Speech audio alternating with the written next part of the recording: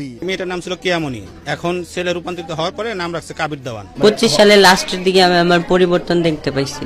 এতদিন যে কিশোরীকে সবাই মেয়ে হিসেবে চিনে এসেছে, মাত্র কিছুদিনের ব্যবধানে সেই চেনা রূপ বদলে যাওয়া যেন যে কোনো রূপকথার গল্পকেও হার মানায় বলে জানান স্থানীয়রা। আর মেয়ে থেকে ছেলে হয়েছে তার জন্য আমরা দেখতে আসছি, মেয়ে ছেলে হয়েছে বলে তার জন্য আসছি দেখতে। এ বিষয়ে কেয়া আক্তার ওরফে কাবির বলেন, 2025 সাল থেকে তিনি নিজের শারীরিক পরিবর্তন দেখতে পান, যা তিনি এবার এসএসসি পরীক্ষার পর পরিবারকে জানান। আমি আস্তে আস্তে আবার শারীরিক পরিবর্তন দেখছি, পরে আম্মুরে জানাইছি, তারপরে সবকিছু ডাক্তারের কাছে গেছে, ডাক্তারের রিপোর্ট দিছে, সবকিছু ওকে গেছে। তবে নতুন নাম, নতুন পরিচয় আর বদলে যাওয়া জীবন নিয়ে এখন পুরুষ পরিচয়ের সামনে এগিয়ে চলার কথা জানিয়েছেন আব্দুর রহমান কাবির। যা আছে আলহামদুলিল্লাহ, আমার কোনো সমস্যা নাই। আগে আরো কম ছিল, এখন আস্তে আস্তে আরো স্বাভাবিক হইতেছে।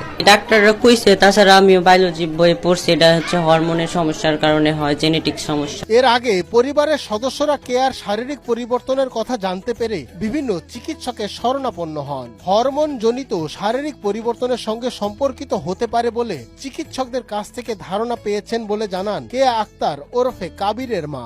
এমনি ডাক্তারের কাছে কোনো সমস্যা আছে কিনা, রক্তের গ্রুপ, তারপর আপনার কিডনি, লিভার, একটু মানে এগুলো দেখাই, হরমোনও দেখাই। পরে বললেও যে কোনো সমস্যা নেই, ছেলে হরমোন টেস্ট করে দেখছে যে ছেলে হরমোন বাড়তি আছে, কোনো প্রবলেম হবে না। এই বিস্ময়কর ঘটনাটি ঘটেছে গাজীপুরের কালিয়াকৈর উপজেলার মৌচাক ইউনিয়নের কামরাঙ্গীর চালা এলাকায়। কিছুদিন আগে কেয়ার বিয়েও ঠিক হয়েছিল বলে জানান স্থানীয়রা। এসএসসি পরীক্ষার আগে এই কাহিনীটা হয়েছিল, অনেকদিন হ্যাঁ বিয়েও ঠিক হয়েছিল, কিন্তু হ্যাঁ এসে বলেছিল যে আমার এই কাহিনী আম্মু আমাকে বিয়েটা দেন না, যে আমার সমস্যা হয়েছিল।